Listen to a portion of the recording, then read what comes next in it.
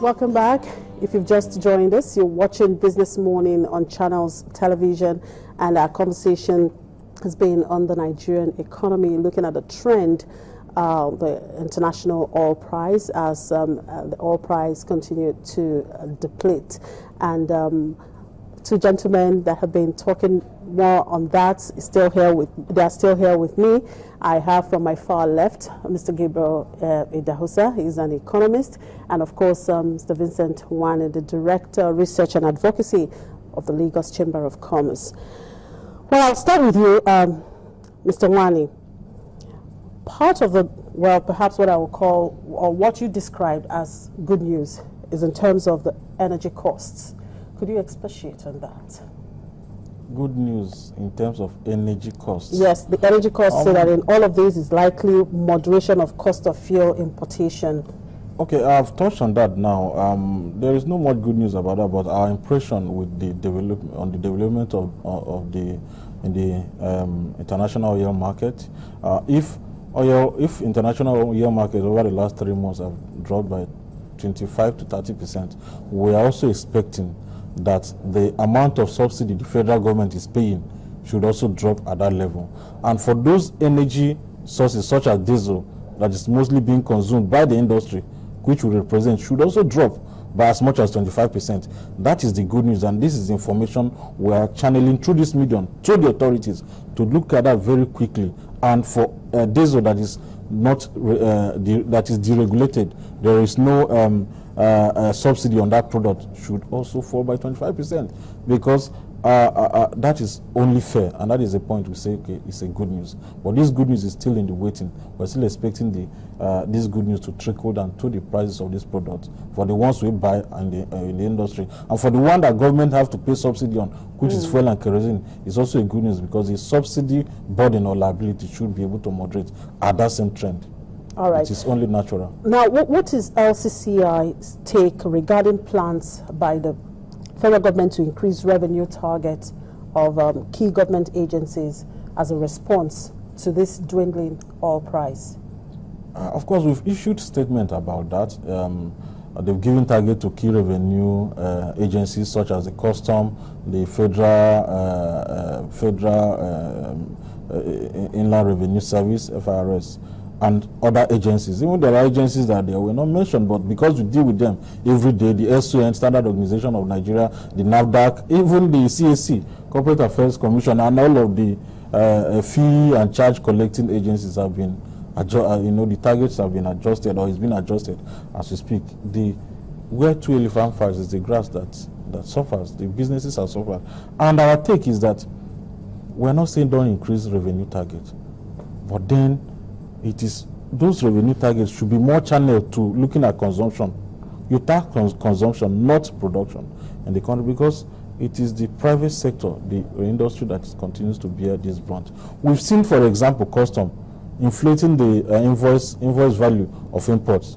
Of course, the computation of duties and all of those fees, the invoice value is a key factor. That also find a way to trickle down to amount our members have to pay to clear their goods, and finally it trickles down to cost of production. But then selling price have not it's not been adjusted. So the short and the short end of it is that government should be a little bit careful, so that they don't tax private sector out of businesses as they've been doing. Let these increases in government revenue and targets be more focused on consumption and lifestyle, not industry, because industry have been bearing brunt. Even cost of energy that is never supplied, that is electricity. Electricity price with their fixed charges and have increased, and nobody is talking about it. Arbitrarily award of fees and fines from these agencies, overlapping responsibilities. All of this will keep on suffering, and the implication is that the industries are shutting down, people are running away, organizations are right-sizing or resizing, as the case may be. Things are not going the way they should be. Well, Mr. Idahosa, from an economist point of view, looking at these targets, do you think that should actually be the next alternative? I mean, we've been talking about diversifying. I believe the target is also part of the answer to raising money for us to have other sources of funds. Well, I think essentially it's a mix of various steps that government needs to take.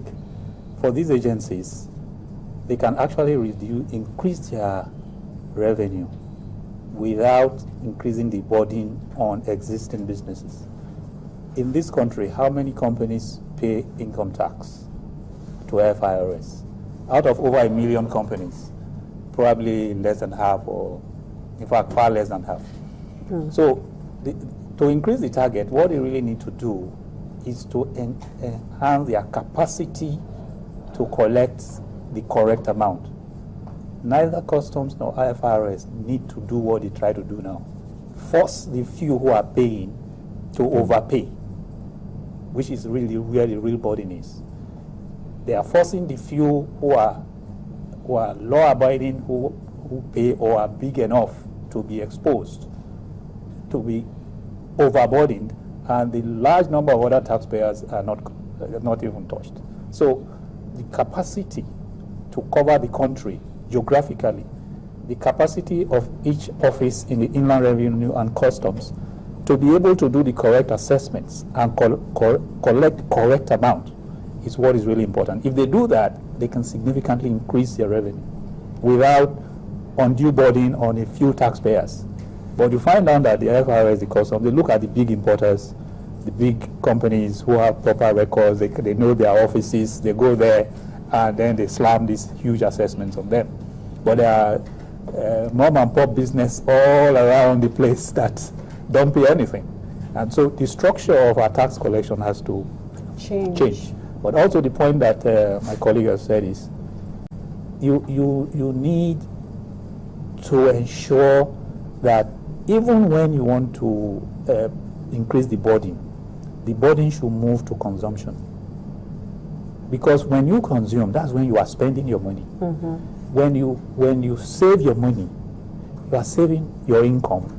You are contributing to the economy by saving it to develop a pool for savings. So it's not really helpful to the economy to tax income if it is saved.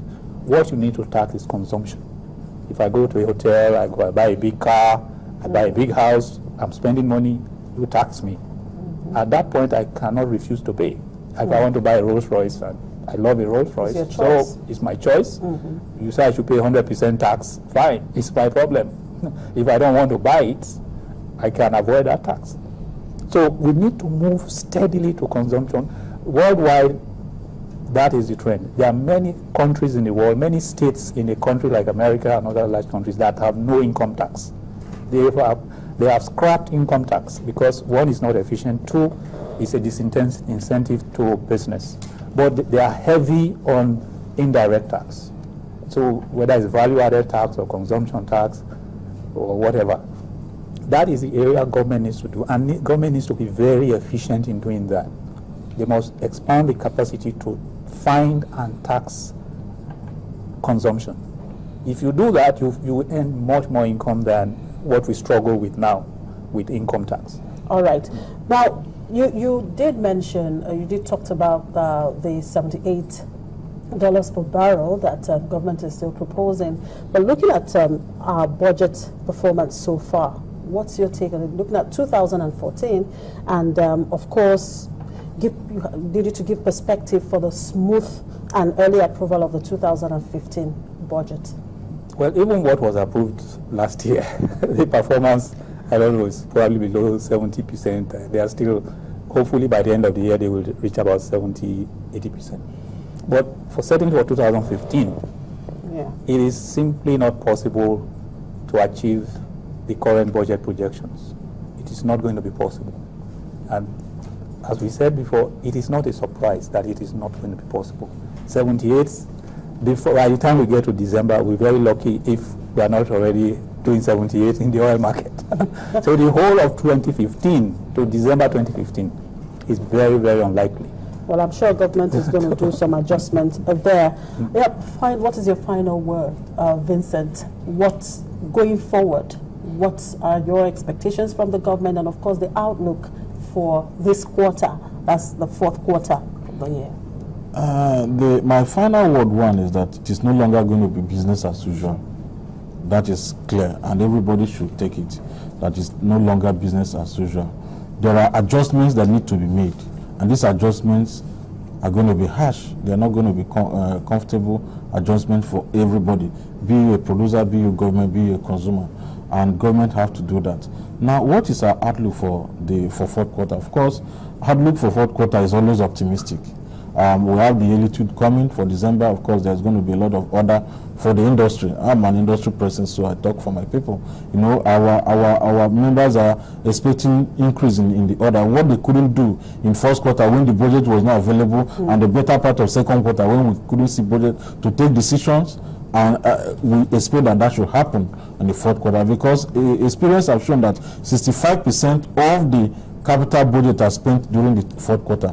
And bearing that in mind, we are well positioned to take the little opportunities that we're going to take in this last quarter. And of course, it's also coinciding with the uptick in the political activities, of course, money supply and all those. We are positioned to take this advantage and see what happened first quarter 2015, where that is always layered with lesser economic activities. Plus and minus, GDP will grow fourth quarter. But what we are sounding clearly is that our manna, which is oil, the quantity and the price is drying up, and something needs to be done. Thank you very much, gentlemen. Thank you very much, Mr. Idahosa, and of course, Vincent.